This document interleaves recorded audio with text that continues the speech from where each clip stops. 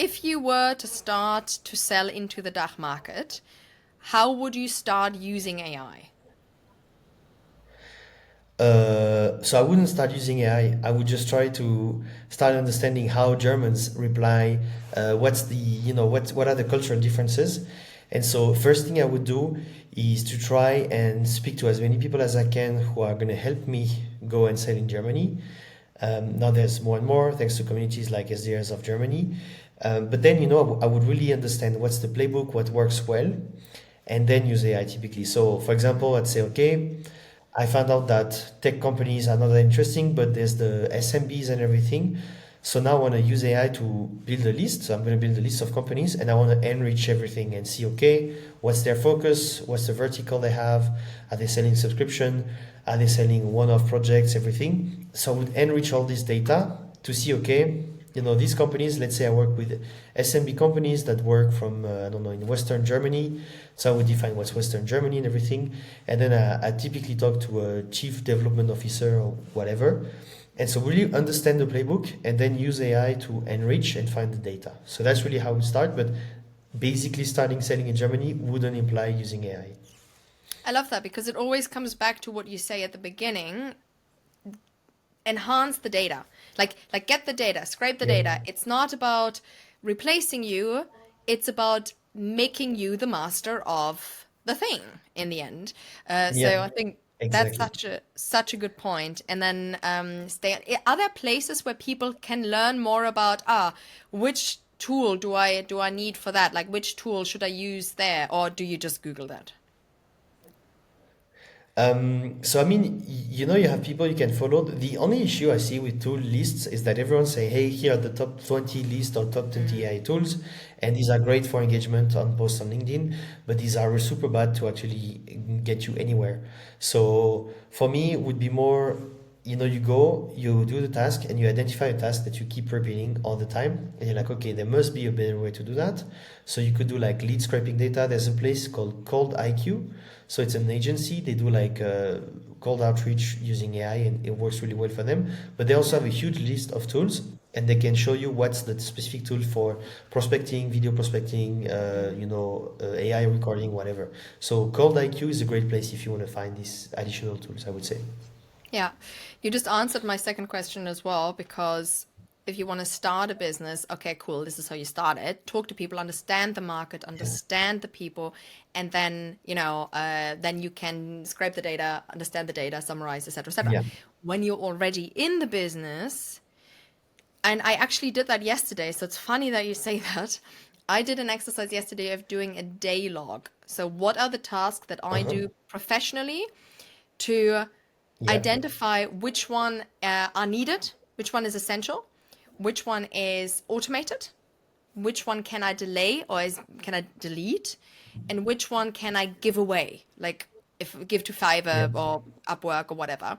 And that really helped me. I'm now doing this like every day for this week to understand, okay, how does my day to day look like? How can I be more efficient? And yeah, it was a game changer, guys. So if you have never done that before, definitely do that. Identify what is an ongoing task that you do over and over every day. One thing for me is posting on LinkedIn rather than just scheduling Yeah. it. Or writing, I would always write. I would never just, I wouldn't let someone write for me because I feel like that's not right. But scheduling Mhm. it, preparing it, the cutting, and in the end, literally what you said with the data, when do you have to handle loads of data? Yeah, so I mean, I think, yeah, that's these kind of things, specifically what you do everything every day. As you said, scheduling. There's a lot of tools that can help you do that, and sometimes you need inspiration, with AI, and so that can help you also find the top performing posts and get an idea. I'd say I'd be careful with that because one thing I've done is that on LinkedIn I started posting. I mean, 4 years ago, worked really well, and this summer things were really really slow because it's summer, because there was a huge algorithm change and everything was changing. And so what I've noticed is that LinkedIn is not, before it was a template machine. So you have templates, they work really well, everyone's liking it and everything. There's still a bit of formats that work well, but what people want is to read something that's really original, unique, And so templates are the opposite of that. So I think it's really important, to use AI the right way to get some inspiration. But Yeah. again, there's stuff you can automate, but there's stuff you have to do every day that you can't really automate, and that's the core of your business. And Yeah. so writing good LinkedIn posts, for example, Yeah. is one you can't really automate. You can't just go put everything on autopilot and grow a huge audience that's gonna give you money. You can grow a huge audience of just spammers and people who are not gonna pay you anything anytime. We see them everywhere, but you just do that to make sure you can make a living. And so if you Yeah. don't have an audience that gives you money and pays you for services, that's just useless. So that's really what I'd say. Yeah. Yeah.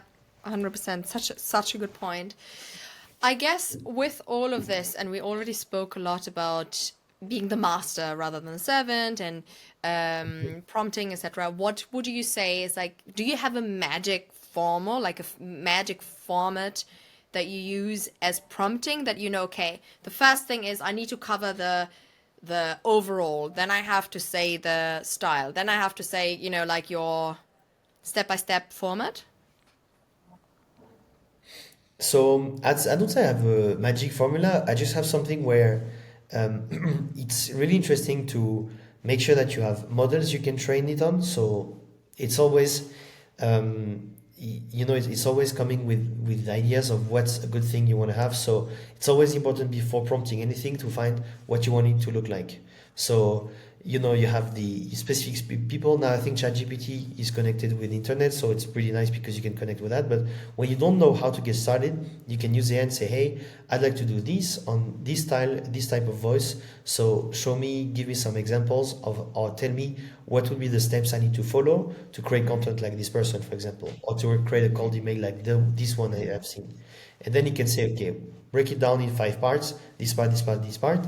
And that's where you get a kind of a to-do list or plan of how you can, do this work. So that's really what I would do is just make sure that you have a goal of whatever you want to do to look like, and train the AI on this thing and say, okay, now I want to apply to my concept. So break it down into simple tasks I can follow. Yeah, yeah. I feel like we can all agree on the fact that AI will never ever disappear. Again, it will only grow and develop in whatever we make it.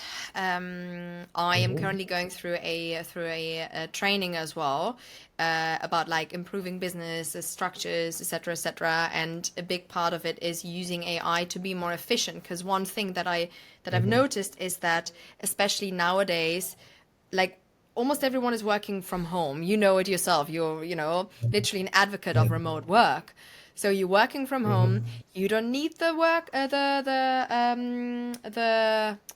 travel to the office, the commute. You don't need the commute, so you can Mhm. actually start working when you were supposed to be on the train. So rather than starting at 9, you start Yeah. at 8, and then you don't need to change offices because you have a call. You actually can take a call after the other.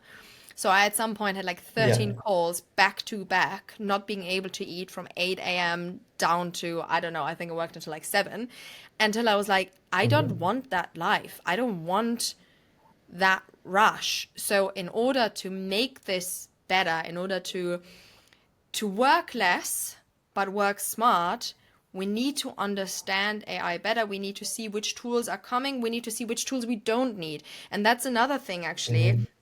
Um, how do you define what you need and what you don't need? Because the market is so overshared right now. It's so much going on. Um, when do you say actually that is a cool add-on, but I don't really need it? So yeah, when it's like promising you the something that's gonna be like replacing everything you do in sales and everything, you don't really need it. So that's really something I'd say is really when it's over promising, and it just sells you the dream that you're not gonna do anything, just click on a button and that's it. Often it's not worth it. So it's more really concrete use case. And so being able to, I don't know, you have something and you can really quickly enrich data and get some ideas, but also being able to open the hood and work on the mechanic also on the engine is really important. So a tool that says, hey, just click on something and basically you're not going to know exactly what's happening behind, you don't need that. You need to be able to train the model to actually make it work for you. So that's really something important there. Ah, that's an interesting one. So you need to make sure that you can influence the outcome. Yeah, Oh, absolutely. Because if you just get, you don't see how it works, you're not going to really know the sources, how it works. And so you have to be able to train it. And often people say, hey, we're going to put an AI layer so you won't have to do anything. But often, like the people in product that are creating like AI products for salespeople, they don't work in sales, they work in product. So they don't really know what we need. And so they don't really know what's a good cold email or these kind of yeah. things. And so, yeah, that's really something important to keep in mind. Interesting. Interesting. Super, super interesting, Thibaut. Thank you so much.